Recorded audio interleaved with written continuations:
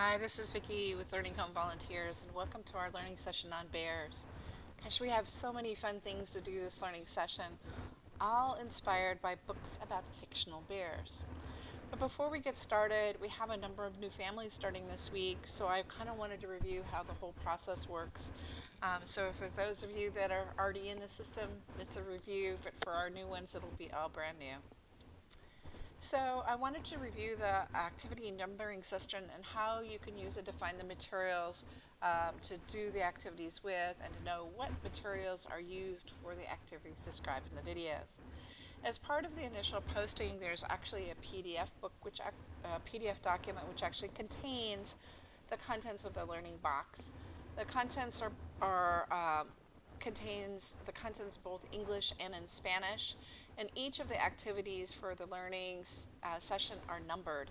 These numbers are really important and they can help you find the associated materials and relate to the videos. So let's take an example. In our example session, activity number 3 on the box content is pom-pom soccer. And in the box, you're going to find a bag numbered 3, which contains all of the materials that you're going to need for pom-pom soccer. And in the videos, both in the introduction and the learning activities, they'll be all identified at the top of the slide by a number referencing the activity number. So 333 all the way through. In addition to the numbers, there's actually a table which will tell you what materials you actually need to return. In this session, you can see in activity number 10, the paint actually needs to return. And just as a reminder, anything that has a label that looks like this, that needs to be returned. We are sharing those items with all of the other families. And if you found any pieces missing as you were playing with it or you lost any pieces, please just write a note and include it when you return it in the box for the next session.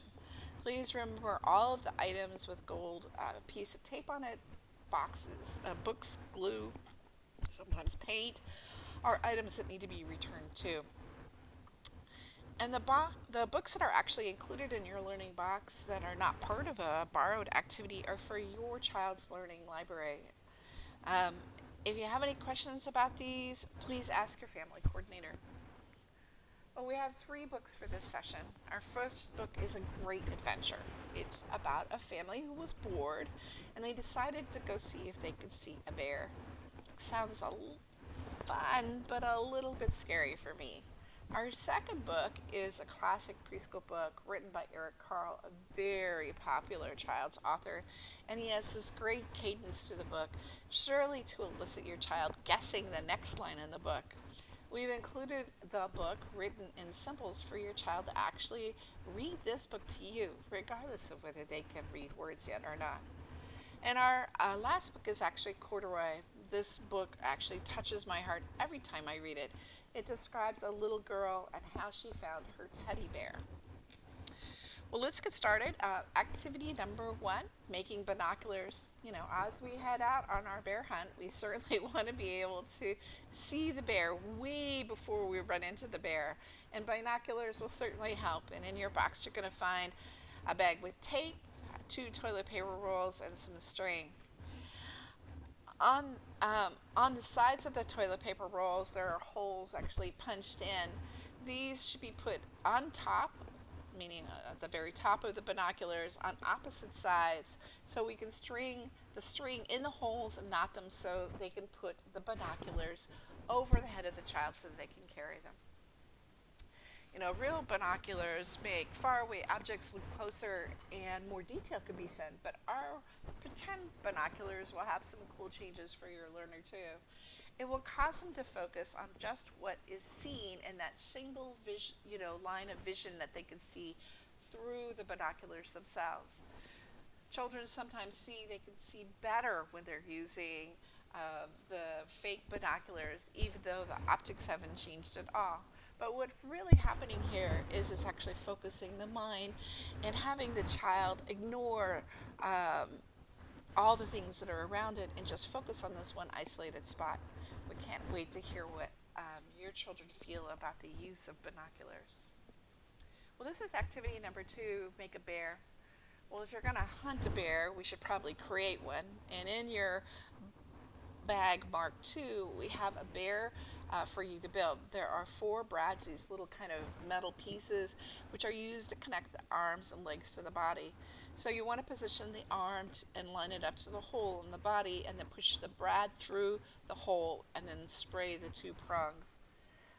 We've actually included a stick so these can turn into puppets. But those brads look like this.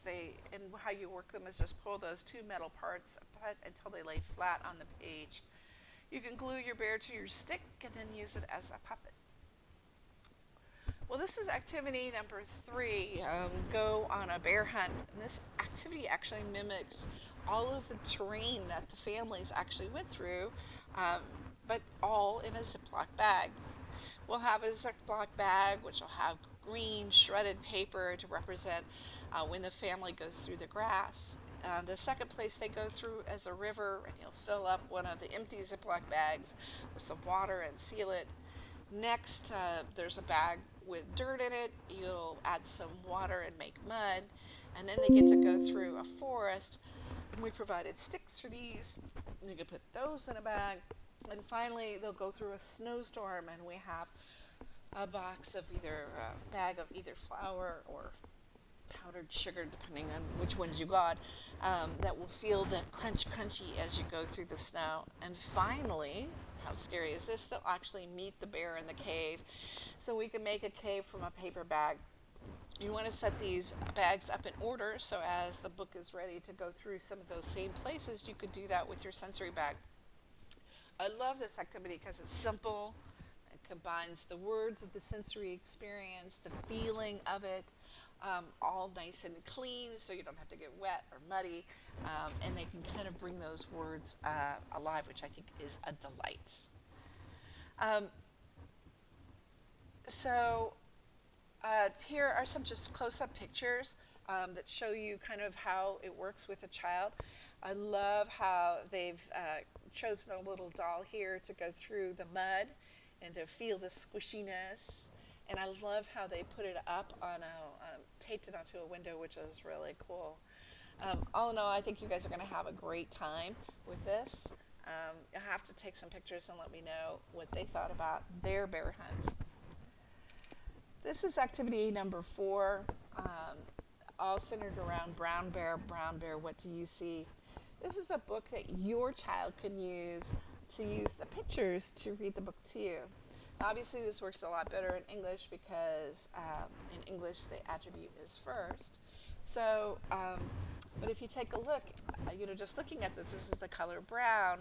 So it's brown, and this is a picture of a bear, and then this is brown, bear, and then and I assume that's Eric Carl. But the cool news is that they can guess what the words are going to be. The words are right below them. I think it's a delightful thing. And because of the repeating cadence of the words, brown bear, what do you see? And then they move on to the next thing.